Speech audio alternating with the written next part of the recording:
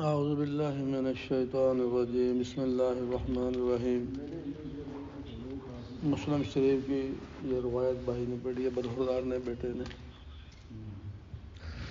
کہ حضرت صہیب رضی اللہ تعالیٰ عنہ روایت کرتے ہیں کہ رسول اللہ صلی اللہ علیہ وآلہ وسلم نے ارشاد فرمایا، مومن کا معاملہ بھی عجیب ہے، اس کے ہر معاملہ اور ہر حال میں اس کے لیے خیر ہی خیر ہے۔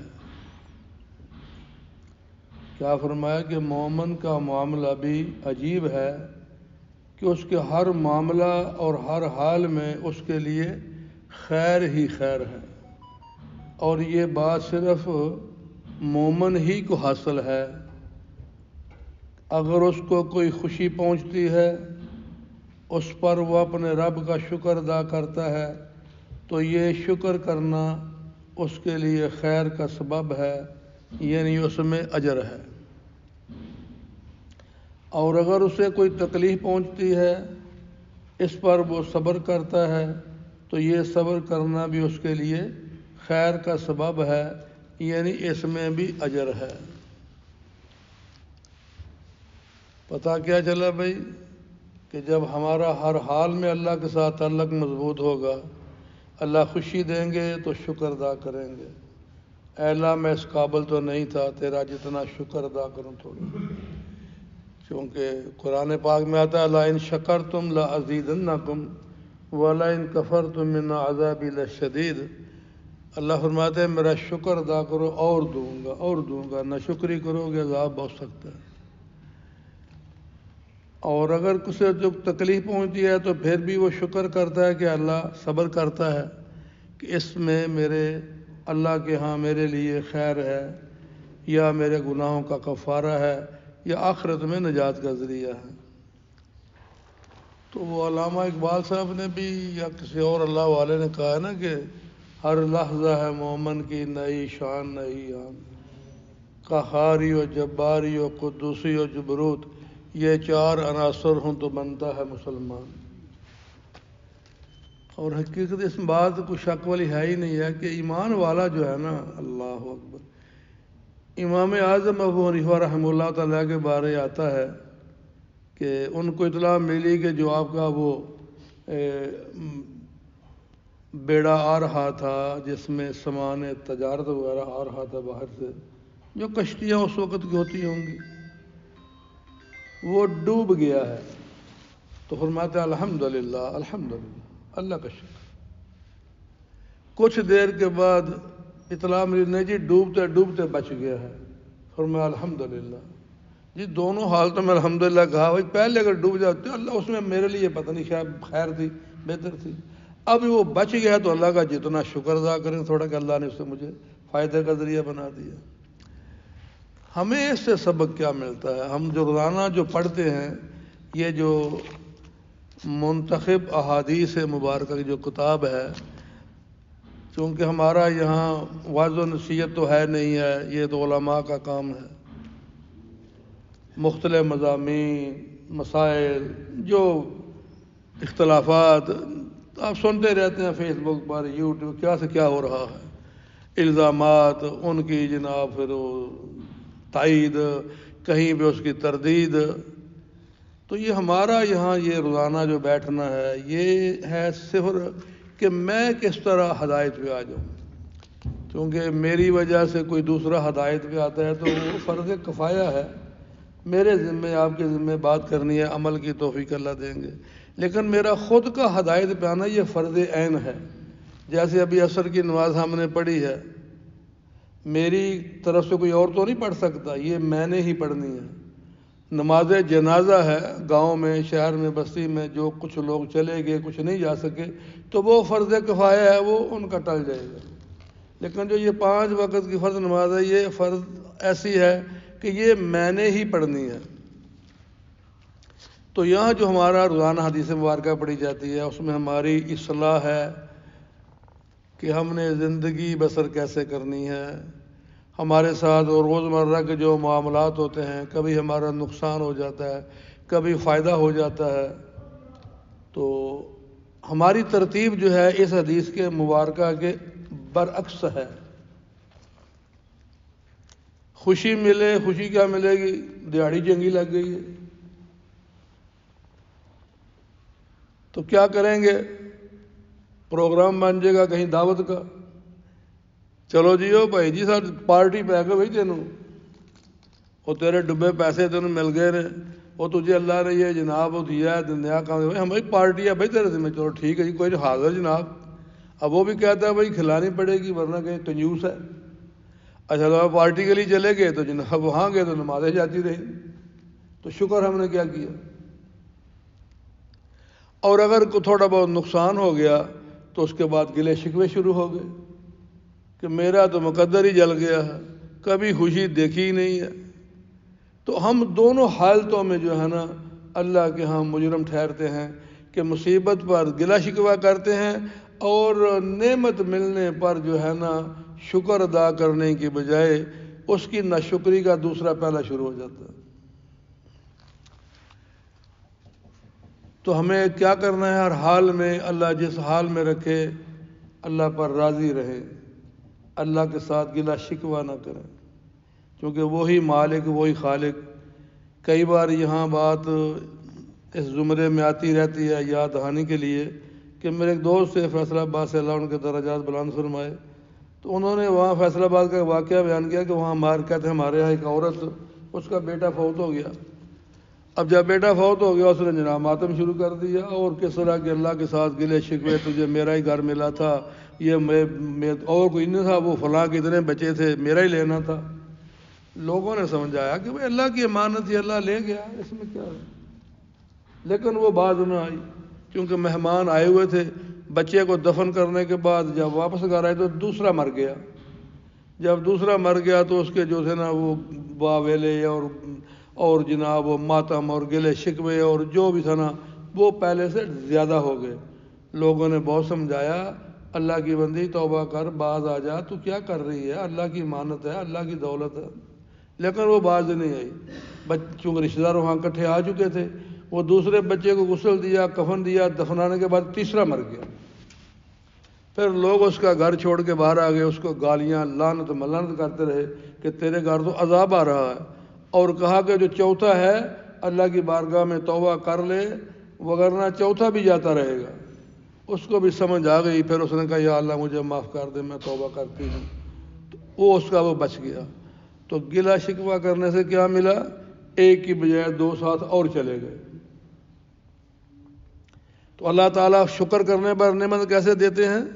موسیٰ علیہ نبی علیہ السلام کو حطور پر جا رہے تھے، ناشکری اور شکر کا اس میں بھی پہلو ملتا ہے کہ جب گئے تھے ایک آدمی نے یہ کہا کہ آپ جا رہے ہیں کوہ طور پر اللہ سے ہم کلام ہونے کے لیے، تو اللہ تعالیٰ کی بارگاہ میں میرے بارے یہ کہنا کہ میرے پاس بہت مال ہو گیا ہے، اب مجھے اس سے زیادہ نہیں چاہیے،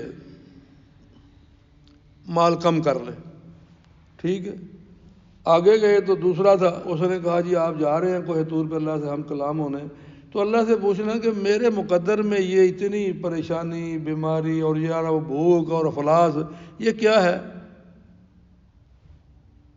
میرے مقدر ہی جل گئے۔ اچھا ٹھیک ہے جی، اب جب واپس آئے تو واپسی پر پھر کس نے ملنا تھا؟ جو جاتے ہوئے دوسرے نمبر پر ملا تھا۔ کیوں فہیم بھائی؟ جی۔ تو اس نے پوچھا ہاں جی، میرے بارے پوچھا کہ میرے ساتھ یہ جو میرے احوال ہیں غربت کے یہ کیوں ہیں، کیسے ٹھیک ہو سکتے ہیں، کیسے ٹھیک ہو سکتے ہیں کہ میں بھی غنی بن جاؤں، مالدار بن جاؤں، مجھے ہر نعمت ملے۔ موسیٰ علیہ نبی علیہ السلام فرمایا کہ ہاں، اللہ پاک نے فرمایا کہ اس کو بولو میرا شکر ادا کرے، میں سب کچھ دوں گا۔ تو اس بدبخت نے کہا شکر کس بات کا کروں؟ یہ ایک جو لنگی پہنی ہوئی ہے اس کا شکر ادا کروں؟ ہے میرے پاس کیا؟ اب اتنی بات جو کہی تو ہوا آئی، اس کی لنگی بھی اڑا کے لے گئی۔ چل بھائی موجہ لے بھائی، ان کو استغفر اللہ، وہ بھی جاتی رہی نا جی۔ وَلَئِن كَفَرْتُم مِّنْ عَذَابِ لَشَدِيدٍ، نہ شکری کرو گے عذاب سخت ہے۔ تو جو جاتی دفعہ پہلے نمبر پر ملا تھا اس نے بولا ہاں جی میرے بارے پوچھا ہے کہ جو مال اتنا ہو گیا میرے لیے وہ کافی ہے اور مجھے مال نہیں چاہیے. اس نے وہ پانی کی بالٹی یا کوئی مٹکا کوئی چیز پانی سے بھرا ہوا تھا کسی کام کے لیے.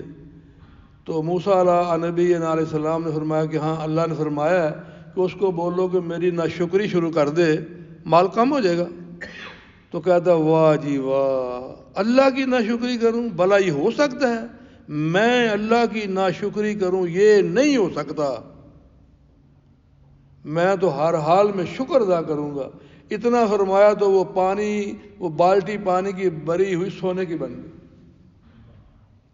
اس نے ناشکری کی جو لنگی تھی وہ بھی اڑ گئی. جس نے کہا مال کم ہو جائے ناشکری نہیں کروں گا کہا جی شکر تو کروں گا. شکر کیا تو وہ پانی کی بالٹی بھی سونے کی بن گئی. تو آج ہم جو ہے نا وہ کبھی آگے جاتے ہیں کبھی پیچھے آتے ہیں, کبھی آگے جاتے ہیں کبھی پیچھے آتے ہیں, پھر کھڈ میں گر جاتے ہیں. اس کی وجہ یہی ہے کہ ہم دین سے دور ہیں. ہماری زندگی ایک عجیب طرح کی زندگی ہے. کیونکہ اللہ نے قرآن میں فرمایا من اعرض عن ذکری فإن له معیشۃ ضنکا ونحشرہ یوم القیامۃ اعمى. جو میرے ذکر سے منہ موڑے گا میں اس کا جینا تنگ کر دوں گا اور اسے قیامت کے دن اندھا نبینا کر کے اٹھاؤں گا. قالوا لم حشرتنی اعمى وقد كنت بصیرا. اللہ دنیا میں آنکھیں تھی نبینا کیوں ہو گیا ہوں؟ اللہ فرمائیں گے میری آیات میرے محبوب کے فرامین مقدسہ کس طرح تو نے اپنی آنکھیں بند کی تھی. جیسے آج کے دور میں دیکھیں کہ فیس بک پر دوسرے تو پروگرام دیکھے جائیں گے, جو ہی حدیث مبارکہ آئے گی اس کو آگے چلا دیں گے. کوئی بیان آ رہا ہوگا اس کو چھوڑ دیں گے آگے دوسرا شروع کر دیں گے. تو آنکھیں بند کی نا ہم نے, تو اس کا نتیجہ پھر کیا ہوگا؟ تو لہذا حدیث مبارکہ سے ہمیں جو سبق ملا وہ یہ ہے کہ نعمت ملے تو اللہ کا شکر ادا کرے, اور اس شکر میں کیا ہو ناقص عقل کے مطابق کہ غرباء کو دیکھا جائے. میرے پڑوس میں میرے رشتہ داروں میں کتنے ہیں جو بیمار ہیں نادار ہیں, کسی کے پاس کپڑا نہیں, کسی کے پاس کوئی چیز نہیں, کوئی بھی اس کے پاس دوائی نہیں. استغفر اللہ. ابھی وہ ایک پروگرام وہ دکھا رہے بھائی بتا رہے تھے کہ بھائی غالباً کوئی 18ویں دفعہ یا 8ویں دفعہ عمرے پہ جا رہا تھا, تو بہن نے کہا کہ بھائی تو وہاں جا رہا ہے تو میں بیمار ہوں, میرے گھر کھانے کو نہیں ہے, دوائی کے پیسے نہیں ہے, تو کچھ میری بھی مدد کرو. تو اس نے منہ پہ تماچا مار دیا. کتنی دفعہ عمرے پہ جا رہا ہے, 10ویں 12ویں 18ویں دفعہ جا رہا ہے, اور بہن بیچاری غریب ہے مسکین ہے, اس نے کہا کہ بھائی کچھ میرا بھی خیال رکھا کرو, تو منہ پہ تماچا مار دیا. تو عمرہ کی لین چلے ہیں بھائی. تو وآت المال علی حبہ ذوی القربى والیتامى والمساکین. جب بھی مال خرچ کرو اللہ کے پہلے اپنے قریبی عزیز رشتہ دار, تو اللہ خوشی دے مال کی شکل میں کسی دولت کی شکل میں, تو غریبوں کو دیکھا جائے. کس گھر میں ہنڈیا نہیں پکتی وہاں ان کے ساتھ مہینے کا راشن کا انتظام کیا جائے, اپنے غریبوں میں دیکھا جائے. ہم کہتے ہیں کیا, وہ جیسے مولانا صاحب فرما رہے تھے کہ ڈرائیور تھا کسی فیکٹری کے مالک کے ہاں, تو میاں بیوی کو بازار لے کے گیا, تو خاوند نے کہا سوٹ پسند کر لیا جڑا لینا تو, جیسے تو جو تجھے پسند ہے لے لو. بیگم صاحبہ نے 1 لاکھ روپے والا سوٹ پسند کیا. کوئی بات نہیں دو, کوئی آرڈر باہر سے آ گیا ہوگا نا, خوشی مل گئی نا, مال آ گیا نا. ہفتے بعد ڈرائیور کے بیٹے کا ایکسیڈنٹ ہو گیا. اس نے کہا سر میں بچے کا ایکسیڈنٹ ہو گیا تو مجھے کوئی 10-15 ہزار 20 ہزار دیں, میری مدد کریں, میں بہت مسکین آدمی ہوں, میں تو آپ کے ڈرائیور ہوں, میرے پاس ہی گنجائش نہیں ہے. اور یار تجھے تو پتہ ہے نا کاروبار کے حالات کتنے مندے ہیں, تو میں کہاں سے دوں. لاکھ روپے کا ایک سوٹ لایا تھا, اور ادھر ڈرائیور کے بیٹے کا ایکسیڈنٹ ہو گیا, اور وہ ہسپتال میں کہتا ہے میری کو مدد کر. یار تجھے پتہ ہے کام کے حالات بڑے مندے ہیں. تو کیا پتہ چلا, جس مقصد کے لیے کماتے ہیں اس مقصد پہ خرچ کرنا آسان ہے. دنیا کے لیے، شہرت کے لیے کسی پارٹی میں جانا ہے جناب، استغفر اللہ۔ تو بہرحال بھائی، تو جب کبھی اللہ کی طرف سے کوئی احوال آ جائیں، وَاسْتَعِینُوا بِالصَّبْرِ وَالصَّلَاةِ، پھر اللہ سے مدد چاہو، پہلے تو اللہ پر راضی رہو، پھر نماز میں کھڑے ہو جاؤ۔ ان اللہ مع الصابرین، پھر صبر کرنے والوں کو اللہ کا ساتھ مل جائے گا۔ تو اللہ تعالیٰ مجھے آپ کو اس حدیث مبارکہ کی کما حق و سمجھ عطا فرمائے، اور جو منشا مبارک ہے جس میں ہماری کامیابی ہو، دنیا آخرت کی کامیابی ہو، اللہ راضی ہو، اللہ ہمیں اس پر عمل کی توفیق عطا فرمائے۔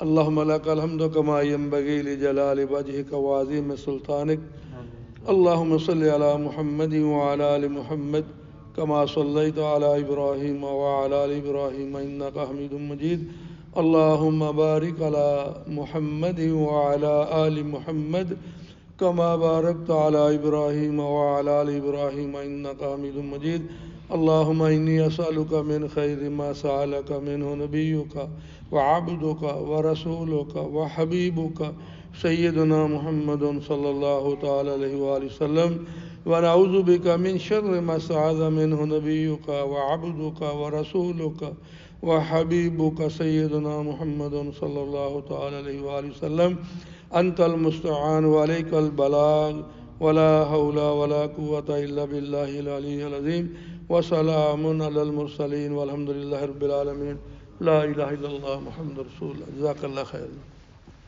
ہاں جی۔